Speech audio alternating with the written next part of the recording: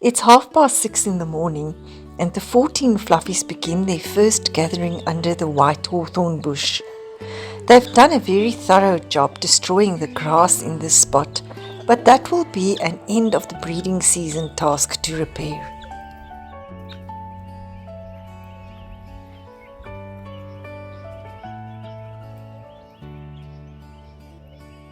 A bit later in the morning, I fed them by the 2 toadstools, right in a soft patch of warm sunlight.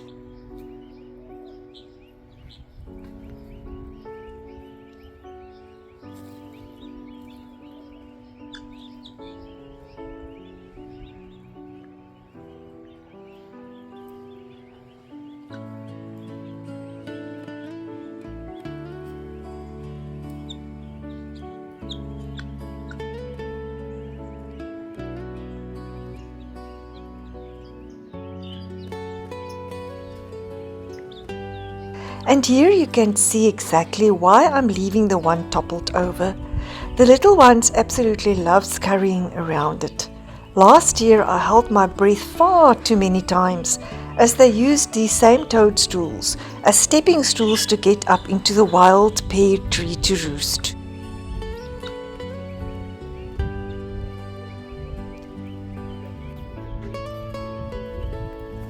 Now, at 10 days old, they're beginning that stage of becoming just a little bit more independent. They start pairing off into smaller groups, each cluster following different adults. This morning, Loyal and Spickles are tending to 4 of the kids, guiding them gently, keeping watch as the fluffies grow into their tiny, brave selves.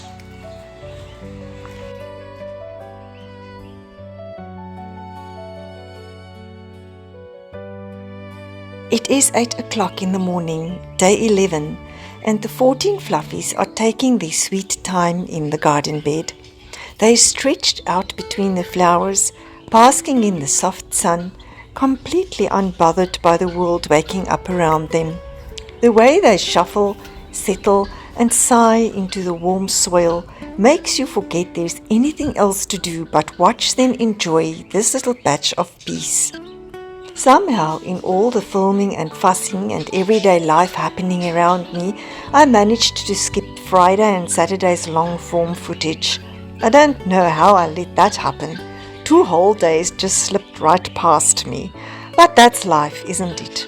Sometimes it gets ahead of us, and all we can do is pick up the thread again. So we're jumping straight into day 14 on Sunday. No panic, no guilt. Just carrying on with the story as it unfolds, because the fluffies don't mind, and the garden keeps growing, and every new day still gives us something beautiful to capture. There is something wonderfully emotional about having 14 little wild kids gathered around my hand, trusting me enough to eat from it. Their tiny feet move delicately across my skin like little whispers of life exploring. The soft tap-tap of their beaks as they peck at the food feels almost rhythmic, a gentle reminder of how fragile and determined they are. And then the light dusting of their baby feathers brushing over my hand. So soft, so fleeting. It's impossible not to feel your heart swell. In that moment, surrounded by their tiny sounds and tiny movements, you realize what a privilege it is to be part of their world. As the day progressed, the sky grew heavier, turning gloomier, with that unmistakable threat of rain hanging thick in the air. It's a worry that sits quietly at the back of my mind, because baby guinea fowls simply do not handle being wet very well at this tiny stage of their lives. But for now, before the first drops fall, they're making the most of the moment, running freely across the grass, their little legs working overtime as they explore. There's a certain joy in watching them forage on their own, without Dad hovering over every move. And then the grey sky opened up, and the clouds finally began to release their rain. It wasn't a gentle drizzle. It was the kind that soaks the ground within minutes. Instinctively, the guinea fowls scattered toward shelter, slipping beneath the thick protective layers of the shrubs.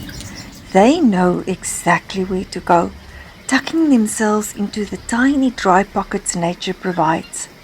Luckily, the garden offers plenty of these hidden sheltered spots, and for a while they stay safe and dry. But it all depends on how long the rain lasts. If it becomes one of those all-day downpours, even the best shelters won't keep them dry, and the little ones can be soaked right through to the bone. For now, though, they wait it out, trusting the leaves above them to hold back the storm. Finally, the rain eased off, leaving only the soft patter of droplets falling from the leaves above.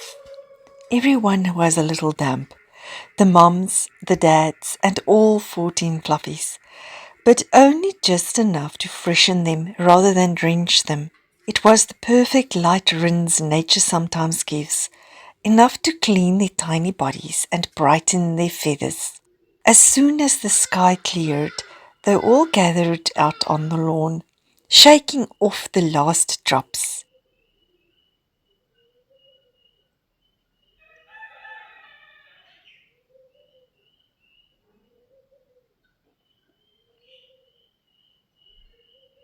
And then it began, a full, joyful little party of preening. Feathers were fluffed, wings stretched, tiny beaks working busily as each one cleaned and straightened their plumage. After the storm, the garden felt peaceful again, filled with the soft rustle and quiet determination of everyone putting themselves back in order.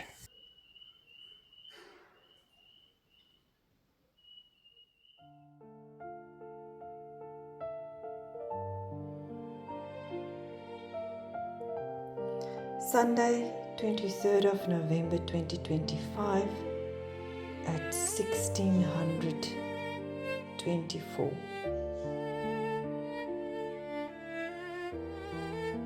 So it is 14 minus 1 is 13.